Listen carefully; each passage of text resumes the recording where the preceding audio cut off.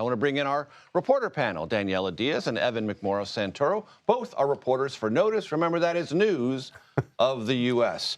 So, Daniella, I'm going to start with you. Let's talk about Greenland and Elise Stefanik. Thoughts on both? The two biggest things happening today, as well as a signal chat. First, before the break, you mentioned that the people in Greenland were not looking forward to that visit from Vice President JD Vance and his wife, Usha Vance. They're going to be visiting Greenland this week. That comes after they had to scale back their trip because they were not welcome in the capital. And the government of Denmark saying that they also are not happy about these comments that Donald Trump keeps making, that he wants to take over Greenland. He would like Greenland to be part of the U.S. I mean, this is really, really interesting, Major, because he's not letting up.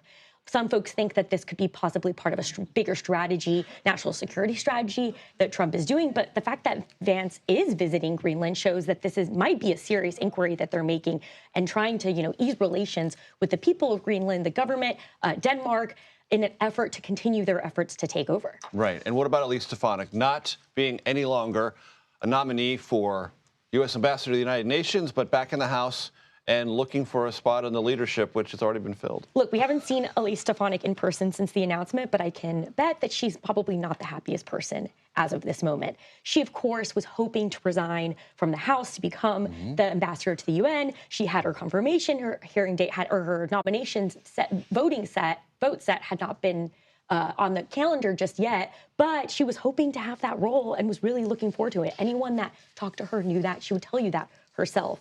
The bigger picture here being that it seems like Republicans are now realizing that this tight majority in the House is a priority, that they have to focus on winning Mike Waltz's seat in Florida, her seat now that she's going to keep in New York, which were both seats that people are watching really closely, despite the fact that they're very strong Republican seats, strong Republican districts. So I feel like Elise Stefanik is going to still play a major role in the House. She doesn't have her leadership position as the number 4 Republican, but she is not going to go anywhere, and she likes being someone who's in leadership. Evan, whenever I talk to you, we tend to drill down on all things New York politics, so you've got to have some beat knowledge on this one.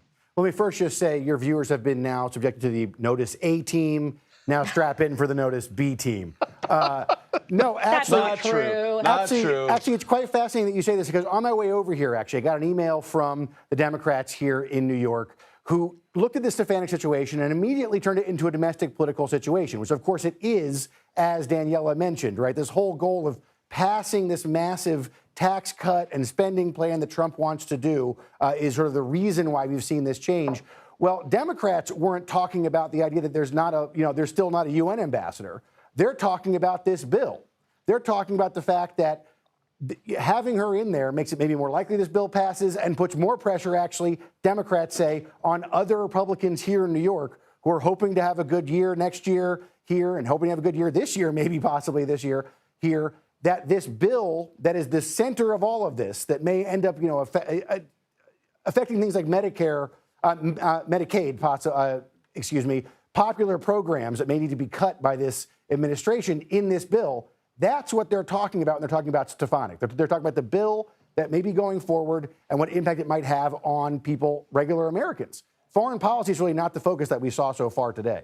Right, distilling it in terms of what it might mean for the future of that legislation, what is the political impact and the practical impact of that legislation. And Evan, you know better than either of the three of us, I think, about what New Yorkers want to see in this as relates to something called SALT, which is not something you put on your steak, but it's something you deal with your accountant. That's absolutely right. I mean, look, a central concern that the Republicans want to accomplish here is restoring this state and local tax break that New Yorkers used to enjoy. It got cut significantly in the last Trump administration, and one of the Republicans in Congress now, who wants to be the governor of New York, it seems, has put a lot of stake in trying to restore those SALT cuts in this bill. So everything sort of circles around New York right now and this bill when you're talking about this, things that New Yorkers want to get accomplished, they don't want to get accomplished. And so what the Trump administration is doing now is leaving someone like Stefanik in there to try and get that bill passed. But part of the struggle is going to be getting other Republicans in New York to vote for it. It's a really fascinating time. This is the city where it all happens. And Danielle, I'll get back to you in a minute, but one thing I want to also talk to Evan about is Andrew Cuomo, the mayor's race, and how that all is reading currently.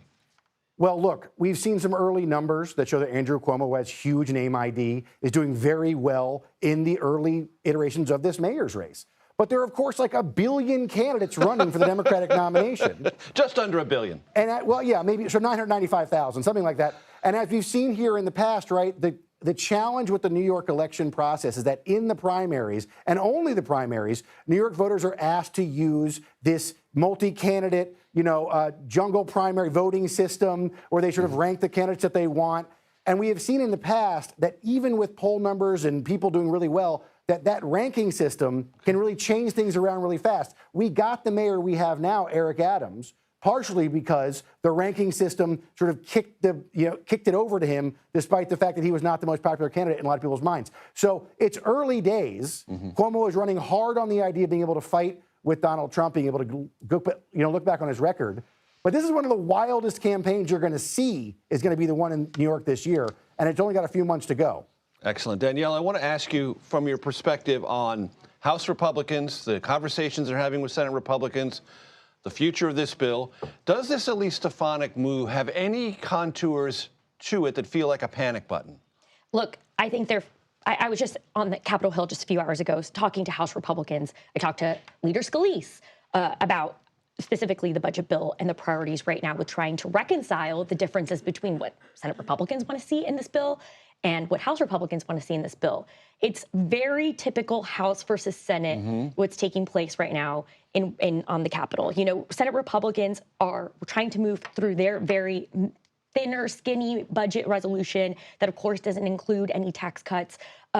House Republicans are saying our majority is so slim and we got everyone behind this that we cannot afford to change what we actually passed. Right. Exactly. So we're seeing these personalities, which is really what Capitol Hill is, just a lot of personalities really clashing, try to figure out how they're going to get this massive bill.